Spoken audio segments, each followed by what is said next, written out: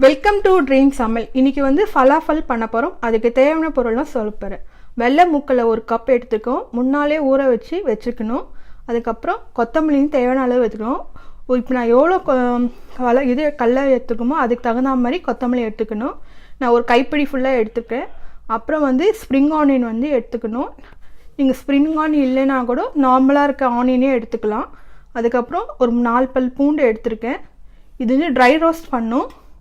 First வந்து மிளகு, தனியா, சீரகம் இது எல்லாமே 1/4 டீஸ்பூன் எடுத்திருக்கேன். அதுக்கப்புறம் உப்பு வந்து தேவையான அளவு. ஃபஸ்ட்டு இது எப்படி செய்யலான்னு பார்க்கலாம்.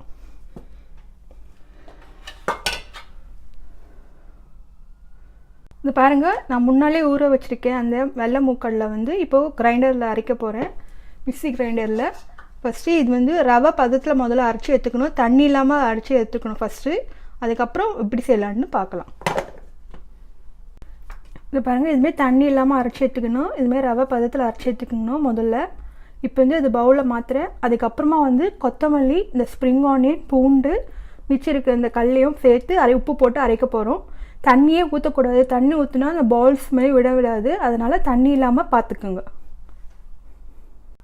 இது பாருங்கள், மிச்சிருக்க இந்த கல்லையும் கொத்தமல்லி, இப்போது கொத்தமல்லியும் 4 பல் பூண்டும் போட்டிருக்கேன். இது லைட்டாக அதே மாதிரி கொரப்பாக அரைக்கணும். அரைச்ச விட அதுக்கப்புறமா ஸ்ப்ரிங் ஆனியன் எடுத்து இதையும் சேர்த்து அரைக்கணும். ஃபஸ்ட்டு இதை அரைச்சி எடுத்துன்னு வரேன்.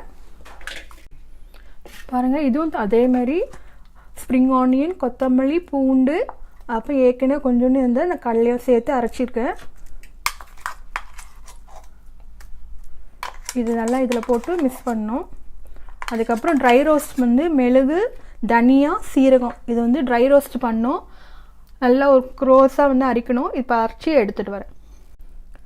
பாருங்கள், ஏற்கனவே நம்ம அரைச்சி வச்சுருக்கேன் இந்த கொத்தமல்லி, ஸ்ப்ரிங் ஆனியனோட லீவ்ஸு, அதுக்கப்புறம் இந்த மூக்கடலை வந்து அரைச்சி வச்சுருக்கோம். அதுக்கப்புறம் இது தேவையான அளவு நான் உப்பு போடுறேன். 1 டீஸ்பூன் அளவுக்கு போடுங்க. ஏன்னா நான் வந்து சின்ன கப் அளவுக்கு தான் நான் வந்து மூக்கடலை வந்து ஊற வச்சுருக்கேன். அதுக்கு தகுந்த மாதிரி நான் உப்பு போடுறேன். அதேமாரி காரம் வந்து இது வரும் மிளகுக்கு மட்டும் தான் காரம். வேறு பச்சை மிளகாய் வேணும்னா நீங்கள் போட்டுக்கலாம். ஆனால் இது வரும் மிளகு தூள் மட்டும் தான் போடுவாங்க. அதுக்கப்புறம் சீரகம் பொடி, அப்புறம் தனியா பொடி. இது நான் எல்லாமே ஃப்ரெஷ்ஷாக வறுத்து பொடி பண்ணியிருக்கேன். அப்போ தான் நல்லா வாசனையாக இருக்கட்டும். சோகம் இது 1 டீஸ்பூன் அளவுக்கு போட்டுக்கோங்க. எவ்வளோ உங்களுக்கு வாசனை பிடிக்குமோ அது தகுந்த மாதிரி போட்டுக்கோங்க. இது நல்லா மிக்ஸ் பண்ணுங்கள். உங்களுக்கு தேவை பார்த்தோன்னா கார்ன்ஃப்ளவர் மாவு போட்டுக்கோங்க பைண்டிங் ஏஜென்சிக்கு. அப்படி அதுவும் இல்லைன்னா மைதா மாவும் போட்டுக்கலாம் நீங்கள். ஆனால் வந்து அதெல்லாம் போடாமல் நீங்கள் பால்ஸ் வரத்துக்கு ட்ரை பண்ணுங்கள். அப்போ தான் டேஸ்ட் நல்லாயிருக்கும் இந்த ஃபலாஃபலோட இது. பாருங்கள், நல்லா மிக்ஸ் பண்ணிட்டவேனே. இங்கே வந்து ஒரு கடாயில் எண்ணெய் காய வச்சுருக்கேன். இப்போ சின்ன சின்ன பாலாக எடுத்து விடலாம்.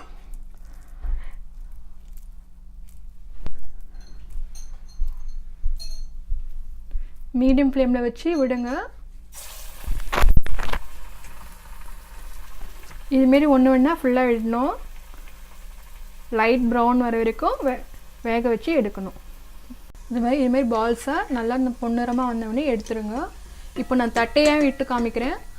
இப்படியும் ரவுண்டாகவும் போடலாம், இதுமாரி தட்டையாக விடலாம். தட்டையாக எடுத்திங்கன்னா நீங்கள் ப்ரெட்டு உள்ளெல்லாம் சப்பாத்திக்குள்ளெலாம் ஸ்டஃப் பண்ணி சாலட் மாதிரி உள்ளே வச்சு கொடுப்பாங்க இங்கெல்லாம். அதனால் இப்போ இது கூட கொஞ்சோண்டு நான் லைட்டாக வந்து காரப்பொடி போடுறேன். அது பெப்பர் போட்டு குழந்தைங்களுக்குலாம் கொடுக்கலாம். இது பெரியவங்க சாப்பிட்னா கொஞ்சம் பெப்பர் இது போட்டு காரப்பொடி போட்டுக்கோங்க. ஆனால் நீங்கள் பச்சை மிளகாவும் காஞ்ச மிளகாவும் போடக்கூடாது. அது நார்மல் வடை மாதிரி ஆகிடும். அதனால் இந்த மிளகாத்தூள் மட்டும் லைட்டாக ஒரு சிட்டிக்கை வரைக்கும் போட்டுக்கோங்க.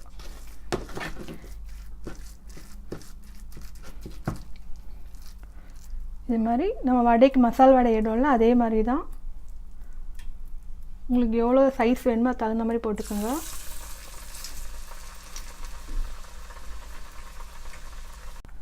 இப்போ ஃபஸ்ட்டு பிகினர்ஸுக்கெலாம் வடை விடாமல் இருக்கவங்களுக்கு இது மாதிரி சின்னதாக ஒரு பீங்கான் பிளேட்டில் வந்து லைட்டாக இப்படி தட்டிக்குங்க. நீங்கள் அதுக்கு தகுந்த மாதிரி நீங்கள் இலை எடுக்கணும், இல்லைன்னா வந்து பிளாஸ்டிக் கவர் எடுக்கணும். அதெல்லாம் வேண்டாம் இல்லாமல் இருக்கவங்களுக்கு இது மாதிரி பீங்கான் தட்டு சின்னதாக இருக்கும். அது மாதிரி இது மாதிரி நல்லா இது பண்ணிவிட்டு லைட்டாக இப்படி ஸ்ப்ரெட் பண்ணிவிட்டு எண்ணெயில் மெதுவாக விட்டுடணும். உங்களுக்கு நல்லா இன்னும் மெலிசாக வரும் வடைங்களா. இதே மாதிரி நீங்கள் உளுந்து வடைலாம் பண்ணுறீங்களே, இதே மாதிரி லைட்டாக ஆயில் ஸ்ப்ரெட் பண்ணிக்கோங்க. அதேமாதிரி உளுந்து வடை வந்து சில பேர் கையில் வராது, கையில் இட வராது. இல்லைனா அந்த பிளாஸ்டிக் கவரில் இட்டது வந்து சில பேர் இப்போ பிளாஸ்டிக் கவர் ரொம்ப யூஸ் பண்ணக்கூடாது சொல்கிறாங்களே, அதனால் இதுமாரி சின்னதாக ஒரு பீங்கான் தட்டில் இதுமாதிரி இட்டுட்டு அப்புறம் லைட்டாக இதுமாரி ட்ராப் பண்ணிட்டிங்கன்னா உங்களுக்கு அழகான வடை வந்துடும், ரெடி ஆகிடும்.